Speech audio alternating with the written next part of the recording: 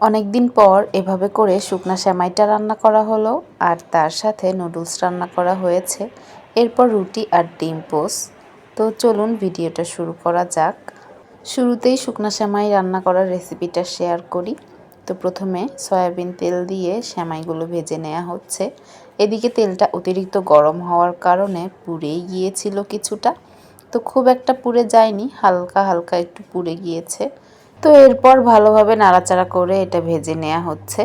কিছুটা লবণ, সাদা এলাচ আর বড় একটা কালো এলাচ দেয়া হয়েছে। এরপর ভালোভাবে ভেজে নেওয়া হচ্ছে। এখানে অবশ্য দারুচিনিও দেয়া হয়েছে। শুধু দারুচিনি না, এখানে আরও তেজপাতাও দেয়া হয়েছে। মূলত এই রান্নাটা সেদিন মামুনি করছিল, আমি পাশে দাঁড়িয়ে শুধু ভিডিও করছিলাম। তো এই তো সব কিছু একসাথে করে দিয়ে ভালোভাবে ভেজে নেওয়া হয়েছে। বেশ কিছুক্ষণ ভাজার পরে এরকম একটা কালার চলে এসেছে, তখন বুঝলাম যে ভাজা হয়ে গিয়েছে। এরপর পরিমাণ মতো চিনি দিয়ে দেওয়া হয়েছে। যার যার মুখের স্বাদ অনুযায়ী চিনিটা ব্যবহার করলেই হবে। তো এখানে এই যে এই পরিমাণ চিনি দিয়ে ভালোভাবে ভেজে নেওয়া হচ্ছে। এই সময়টা খেতে খুবই ভালো লাগে। এখানে দুধ দেয়া হয় না, পানি দিয়েই রান্না করতে হয়। তো কিছুটা পরিমাণ পানি দেয়া হলো। এরপর আরও কিছুক্ষণ নাড়াচাড়া করে মিশিয়ে নেওয়া হচ্ছে। এই সেমাইটা অনেক ভালো লাগে খেতে, একদম ঝরঝরে হয়, দুধ ছাড়া, তবে শুকনা শুকনা হয়। একদম লো হিটে বেশ কিছুক্ষণ ঢেকে দিয়ে রান্না করলে একদম খুবই সুন্দর সফট একটা সেমাই হয় আর কি। অনেক ভালো লাগে খেতে। আমাদের বাসায় তো এটা মাঝে মাঝেই রান্না করা হয়। তো ওই দিন সকালবেলা এটা রান্না করা হয়েছিল। সকালের ব্রেকফাস্ট হিসেবে সবাই এই সেমাই খেয়েছে আর সাথে নুডলস খেয়েছে। প্রতিদিন একঘেয়েমি রুটি সবাই খেতে চায় না, রুটিও কম ছিল, আমিও আর রুটি করিনি।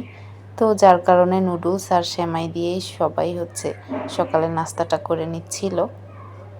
তবে একটা রান্না ওই দিন আর আমি করিনি, সব রান্নাগুলোই মামুনি করছিল। নুডলসটাও মামুনি রান্না করেছিল। এর আগের দিন অবশ্য আমি নুডলস রান্না করেছিলাম, রান্নাটা খুব একটা ভালো হয়নি। খুব একটা ভালো হয়নি মানে এতটুকুও ভালো হয়নি। তো যাই হোক, ওই দিন আর আমাকে মামুনি রান্না করতে দেয়নি, মামুনি নিজেই রান্না করছিল। আর এই যে এখানে ম্যাগি মশলা ব্যবহার করা হচ্ছে। অ্যাকচুয়ালি আমি কোনো কিছুতেই পারফেক্ট না, আমার রান্না সবসময় ভালো হয় না। দেখা যায় যে 80% ক্ষেত্রে রান্না খারাপ হয় আর 20% ক্ষেত্রে ভালো হয়। তো এই যে নুডলস রান্না করা হয়ে গিয়েছে। এরপর রুটি ছিল মাত্র 2টা কি 3টা, তো ওগুলো ভেজে নিচ্ছিলাম।